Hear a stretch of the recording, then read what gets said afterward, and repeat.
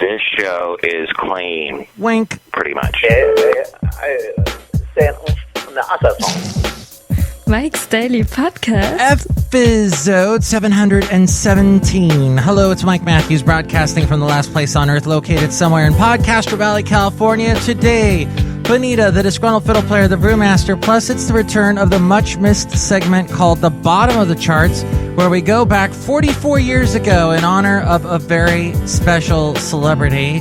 And wine drinkers today are sad. Mike's Daily Podcast. We'll find out why on the last show there was a bunch of nonsense to be had. Mike's Daily Podcast. Like Shelley Shuhart doused me while talking through her retainers and I needed a raincoat.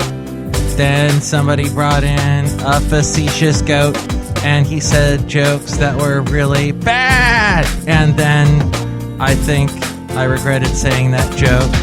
Do you remember when the show was not on and there weren't Mike's Daily Podcast ridiculous jokes and people singing choruses that went Mike's Daily Podcast?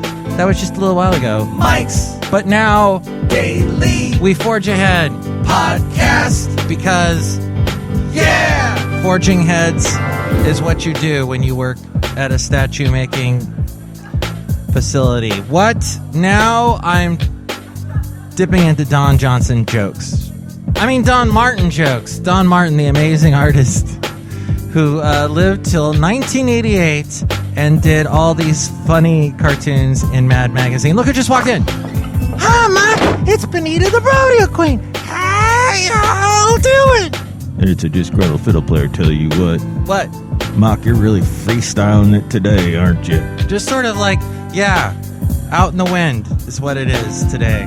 Mock, I just have to put my foot down and say that people that smoke e-cigarettes look really strange to me. They look like they're idiots sucking on a pen.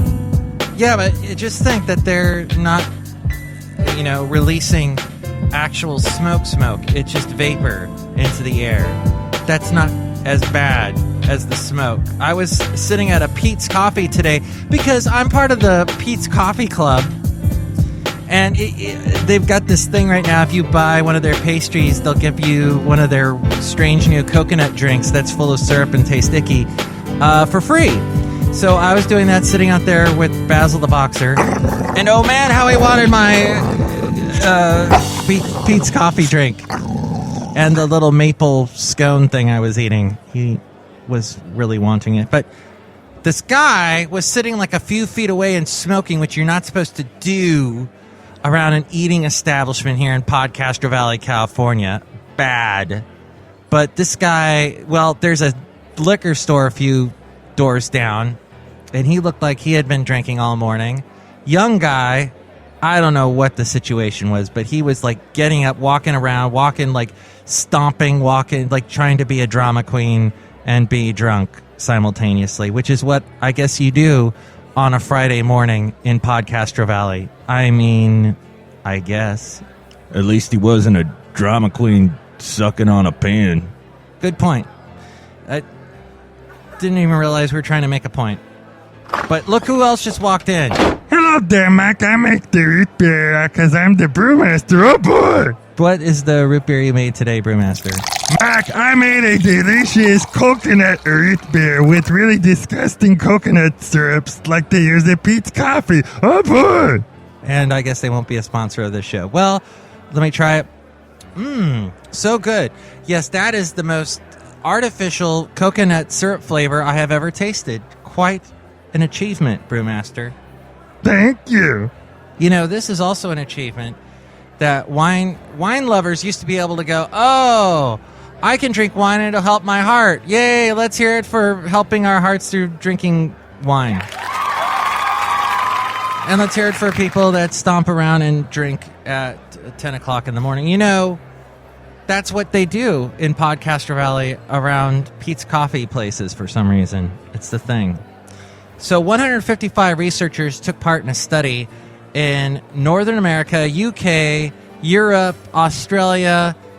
They pooled studies covering drinking habits and heart health, and the researchers had data covering 260,000 people. Looking at the variety of studies, scientists were able to conclude that if you drank 17% less alcohol, you were less likely to binge drink. Okay, that makes sense. It also says that people who drank less were more likely to eventually abstain from alcohol. Okay, that makes sense too. The benefits from less drinking, according to newsledge.com, a 10% reduction in your risk of coronary heart disease, a lower body mass index, and lower blood pressure. One of the lead authors, Michael Holmes, talked about the disconnect between what we have been told and the new study. Quote, contrary to what earlier reports have shown, it now appears that any exposure to alcohol has a negative impact upon heart health. However, what we're seeing with this new study, which uses an investigative approach similar to a randomized clinical trial, is that reduced consumption of alcohol, even for light to moderate drinkers, may lead to improved cardiovascular health. The focus of this study was on carriers of a particular gene dubbed alcohol dehydrogenase 1B. If you are a carrier, alcohol breaks down faster, which leads to normal alcohol consumption symptoms. This includes face flushing, nausea, and others. People who have this gene are more likely to reduce their alcohol intake over time. Wow, Mark, what's that gene called? It's called, don't make me read that gene again, dehydrogenase 1B. Sounds like an Italian guy I used to date. Uh-huh. What, you used to date a Italian guy? Did he suck on pans? No, he sucked on my toes. All right, that's enough, you two. Bye. That was too much information. Benita was making me feel a little uncomfortable there. What do you think about this new study saying that drinking wine does not help your heart? It's all a lie. Email me, MIKEs-DAILY-PODCAST-717-Oldies. We read your comments on the section. Emails from emails. Speaking of which... Email for email. This is actually a Twitter email that was sent to me from the wonderful people there at the band Odd Owl, whom, of course, we've had Carmen Caruso on the past 3 days. And Odd Owl wrote me on Twitter saying, at Mike Talks, which is my handle on Twitter, thanks again for the interview. One of the most relaxed ones I've had for sure. Thank you. Aw, so nice. So if you would like to email me MIKEs-DAILY-PODCAST@gmail.com. And you can also sponsor the show or be a guest on the show. And if you would like to do that, get in touch with me at MIKEs-DAILY-PODCAST@gmail.com. We also have links to where to find us on iTunes. Yes, if you want to subscribe to us in iTunes, check out that link there at MIKEs-DAILY-PODCAST.com. You can also rate and comment on the show there. That helps us out if you do that. Also, what helps us out is if you like the Facebook page. Got a link to that at MIKEs-DAILY-PODCAST.com. And when I post a new show, share that with your friends there if you like the Facebook page, and that helps get the word out about Mike's Daily Podcast. You can also find us on Twitter, Tumblr, Yelp, Mixcloud, Spreaker, SoundCloud, YouTube. Links to all of those at MIKEs-DAILY-PODCAST.com. And there's also the Amazon deal of the day. Click on that and buy something at a discount, and that helps us out too. You can also find the blog, The Daily Podcast Picture, and all the past interviews there at MIKEs-DAILY-PODCAST.com. Oh my gosh! The bottom of the charts. Pretty good goddamn songs that never made it on the radio because people didn't think they were worth it. But you know what? They come back up and people start playing them, and it's like, oh, where'd that come from? So I love countdown shows. I used to do one in the evenings on a country station called the Top 8 at 8, and I did it kind of like the way Casey Kasem did. So on June 15th, Casey Kasem passed away. He was I don't know if he was an idol of mine, but I really I liked the whole premise that he came up with counting down and really getting into the stories behind the songs. If Casey Kasem didn't do what he did as a storyteller of the story behind the songs and talking about the artists, or talking about, sometimes it would just be like if there was a word in the song, like there was, I remember one time, a bunch of songs on the chart that week that all started with the words "I can't." I can't hold back, I can't stop, I can't whatever. And he would point that out. And I always just found that so fascinating. Maybe I'm a nerd, maybe I should get a hobby other than this.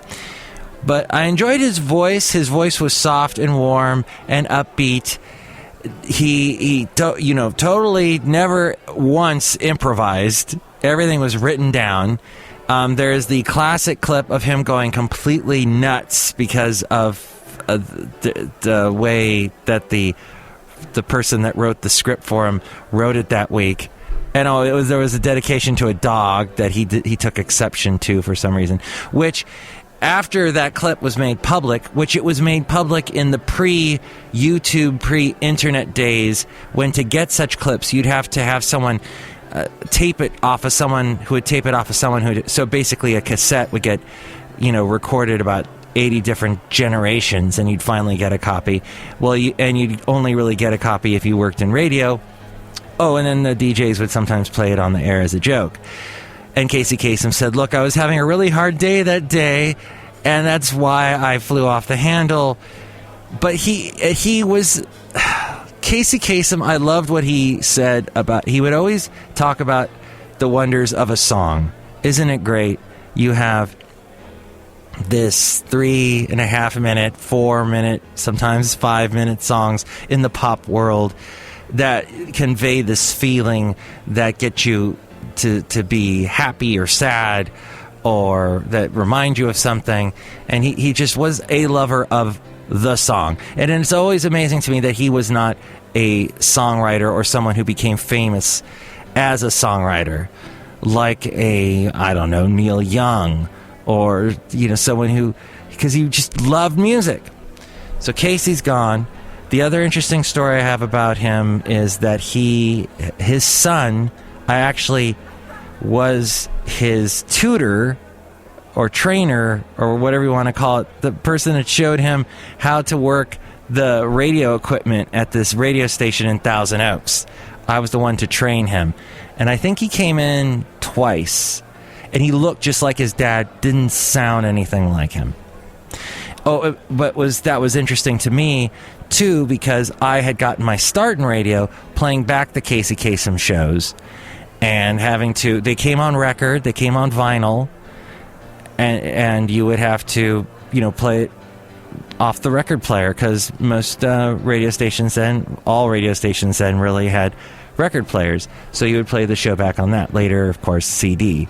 And then I think they just download it today, like you download everything.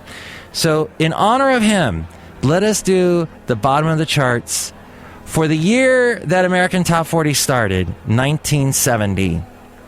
This, what we do on this is go the other direction from 90 to 100. And for the year 1970, it kicks off at number 90 with the Sandpipers and Come Saturday Morning. Come Saturday morning, I'm going away with my friend. We'll Saturday spend till the end of the day. That song was originally for the soundtrack of the 1969 film The Sterile Cuckoo, starring Liza Minnelli, and it was nominated for the Academy Award for Best Original Song. Liza Minnelli did her own version of the song for her 1969 album, Come Saturday Morning. And by the way, Casey Kasem, he also was known for, in the 1970s, because there was so much music like that, Come Saturday Morning, very easy listening. His delivery was much different than what he was later known for. He was much more, coming in at number 90, it's Come Saturday Morning by the Sandpipers. He was much more soft. And then later in the 80s, it was, hello again, it's Casey Kasem, in at number 90.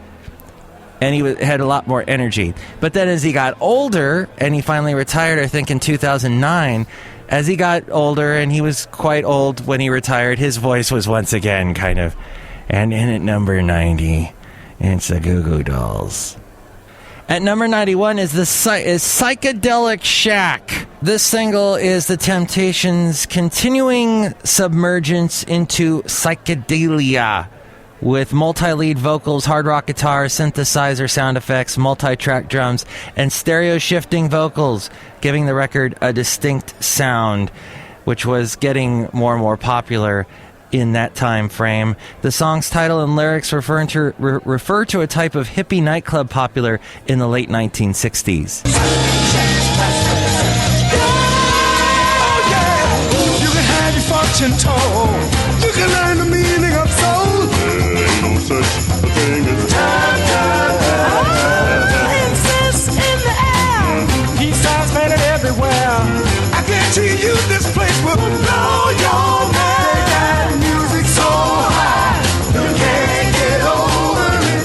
At number 92 was Tom Jones with the song Without Love, There Is Nothing, written by Danny Small, originally recorded by Clyde McPhatter in 1957.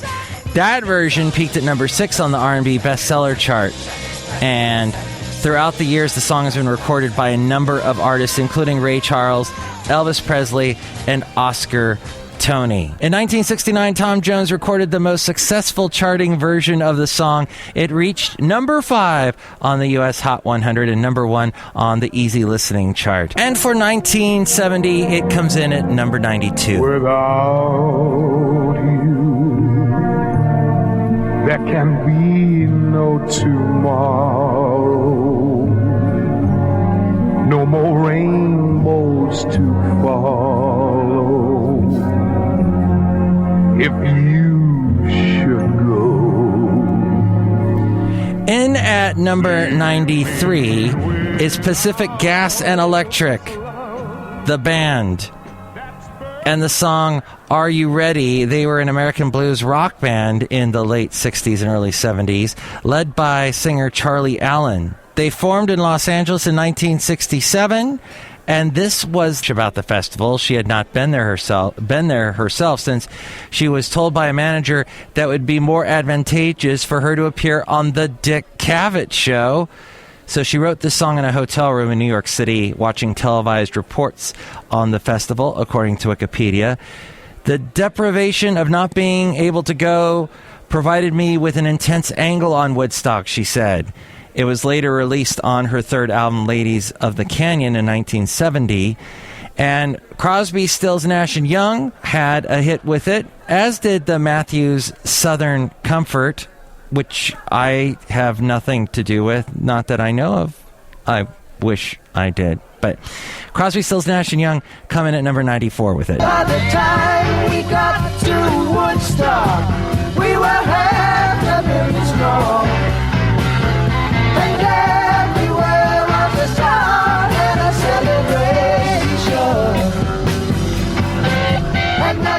celebration. In at number 95 is Dionne Warwick and a song, I'll Never Fall in Love Again. A song that was written by someone that Dionne Warwick would collaborate many times with, Burt Bacharach, and lyricist Hal David.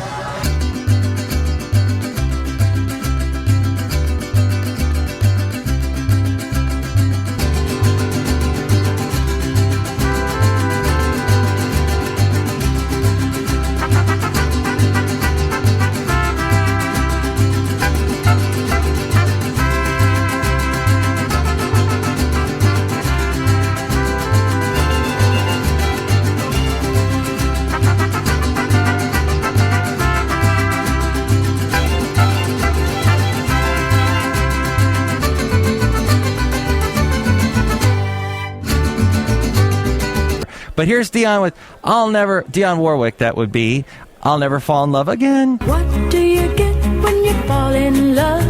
A guy with a pin to burst your bubble. That's what you get for your trouble. I never fall in love again. I never fall. At number 96 is the New Seekers, a British-based pop group formed in 1969 by Keith Podger after the breakup of his group, The Seekers. Wait, what? No, that was the Sandpipers earlier. Seekers, Sandpipers, okay. The idea was that the New Seekers would appeal to the same market as the original Seekers, but their music had rock as well as folk influences, they achieved worldwide success in the early 70s, and this song by them went to number 96, Look What They've Done to My Song, Ma. Look what they've done to my song, Ma. Look what they've done to my song. Well, it's the only thing that I could do half right, and it's turning out all wrong, Ma. At number 97 is Joe South with Walk a Mile in My Shoes, a song written by him, and he had a hit with it in 1970. He was also producer and arranger of the song and of its B-side called Shelter. It was credited to Joe South and the Believers. The Believers included his brother, Tommy South, and his sister-in-law, Barbara South. Its highest position on the Billboard Hot 100 was number 12. For the year end, it was in at number 97. Walk a mile in my shoes. Walk a mile in my shoes. Hey, before you abuse, criticize and accuse. Walk a mile in my shoes. At number 98 is The Thrill Is Gone by B.B. King, and it was written by West Coast blues musician Roy Hawkins and Rick Darnell in 1951. Hawkins' recording of the song reached number 6 on the Billboard R&B charts in 1951. In 1970, The Thrill Is Gone became a major hit for B.B. King. Subsequently, many blues and other artists have recorded their interpretations of the song. The song is actually a version of the similarly titled 1931 song by Broadway songwriters Lou Brown and Ray Henderson that was written for the Broadway review George White's Scandals. The thrill is gone. It's gone away for good. Oh, the thrill is gone. Baby, it's gone away for good. At number 99, it's Only Make Believe. It's Glenn Campbell singing a song that was co-written by Conway Twitty. Released by Twitty as a single in July of 1958, it topped both US and UK singles charts then, and was Twitty's only number one single on the pop charts of either country. It is believed that Twitty wrote his part of the song while sitting on a fire escape outside his hotel room to escape the summer heat in Hamilton, Ontario. He had come to Canada at the request of another American singer due to, it was Rompin' Ronnie Hawkins. He came there due to Hawkins saying to Twitty that Canada was the promised land for music, and here is Glenn Campbell's version.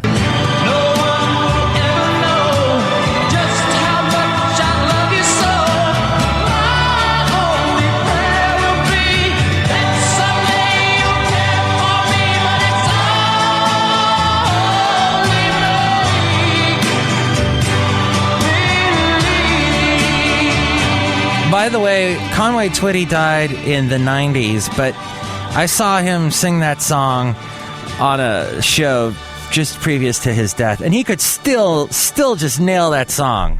And that is Glenn Campbell's version of that song. Here we are now at the number 100 song, and it is a song that was written and recorded by Aretha Franklin. And she says she came up with the idea for the song after she saw a young couple engaged in deep conversation on New York's Park Avenue. Before they parted, Aretha heard them say to each other, "I love you, call me." With the exception of Franklin on piano, musical backing for Call Me was handled by members of the Muscle Shoals Rhythm Section. Ooh, and you should definitely watch the documentary on Netflix about the Muscle Shoals Rhythm Section. It is so fascinating. They play on so many amazing songs. And Muscle Shoals in Alabama was about an hour away from where I used to live in Huntsville. Muscle Shoals, Florence, all that. It's an interesting, magical, musical place. Anyway, Call Me was released as a single in January of 1970, and here it is at number 100.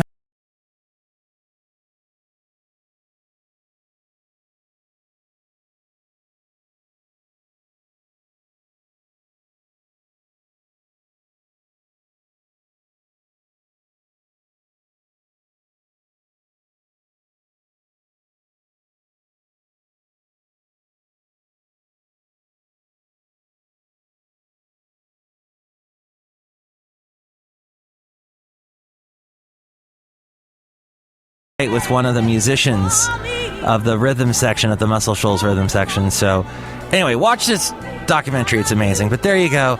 In honor of Casey Kasem, the bottom of the charts for the year 1970 when he started American Countdown. I love countdowns. And I love messing with them and counting them in reverse. So I wouldn't have been able to do it without Casey Kasem. Thank you, Casey. And let's also dedicate it to Roy Hawkins, who apparently had a lot to do with some of the songs in our countdown. As we go outside of the last place on earth where we bring you Mike's Daily Podcast, somewhere in Podcaster Valley, California, keep your feet on the ground, keep reaching for the stars. And here's today's podcast picture. And the 80s was when I actually ran Casey Kasem's show, just as actually he was about to... I was there running his show off of record when he ended his run on American Top 40. He went to start his own Casey's Top 40. Shadow Stevens took over for him on American Top 40. Shadow Stevens now heard on that show. Oh, yeah, he introduces Craig Ferguson on the Craig Ferguson show. So that was in the 80s. By the way, not that anyone cares, but Don't Worry, Be Happy was the song that was number one the week that Shadow Stevens took over. For some reason, that stays in my head. Now, this drawing, the podcast picture today, talks about the 80s, and I'm speaking with Bison Bentley. Isn't that right, Bison? Yeah, you render me in cartoon form. Do you know that? Yes, I do, because I'm the one that did the drawing. So, yeah, we're talking about the 80s, and you can see that picture now at MIKEs-DAILY-PODCAST.com. Mike, I want to tell y'all that Bison Bentley is a really great guy, and he helped fix my car. Is that true, Bison? Yeah, I had to fix it. I had to do this thing where you go to the gas station and you put gas in the tank, and then it ran just fine. Do you know that? Ah, so Bison was able to figure that out. Very smart of him. Wait a minute, Mike. That's a stupid, simple solution. Geez, Disgruntled Fiddle Player. Are you a critic much? Well, yeah. That's my part of my personality. That's why I'm so charming. Oh, well, the next show, we are going to have another Into an Interview, this time with an awesome local band called DANGERMAKER. Plus, we will hear from Madame Rootabega, Valentino, and Bison Bentley. You'll be back. Oh, joy! Do you know that? Yes, I do know that because I just told you. Mike's Daily Podcast is written and produced and performed by Mike Matthews. His podcast is super easy to find. Download or listen to his show and read his blog at MIKES-DAILY-PODCAST.com. Email Mike now at MIKES-DAILY-PODCAST@gmail.com. See you tomorrow. Bye! Oh, an 80s cassette. I can't wait to... Hey, put it down, Basil. Let it go. Let go. Here, have some coconut earth